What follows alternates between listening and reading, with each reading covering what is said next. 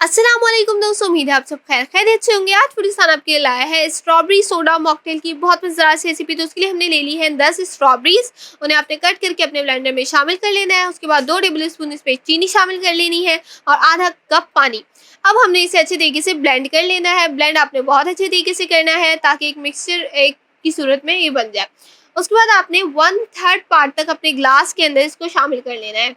ज़्यादा नहीं शामिल करना और कम भी नहीं शामिल करना, क्योंकि कम शामिल करेंगे तो फ्लेवर नहीं आएगा आपको, और अगर ज़्यादा शामिल कर देंगे तो भी उसका फ्लेवर बहुत अजीब सा हो जाएगा। तो इसके बाद आपने इसमें शामिल कर लेना है कोई भी वाइट सॉफ्ट ड्रिंक। आप 7 अप, स्प्राइट अपनी मर्ज़ी से कोई भी ले सकते हैं और उसे आहिस्ता-आहिस्ता जैसे वीडियो में दिखाया गया है इस तरह से शामिल करना है, क्योंकि अगर आप एकदम से करेंगे तो वो एकदम से गैस ऊपर आके गिर जाएगा। अगर आप फ्लेवर एनहांस करने के लिए इसमें काला नमक शामिल करना चाहें तो वो भी कर सकते हैं, और चीनी को अगर आप स्किप करना चाहें तो वो भी कर सकते हैं।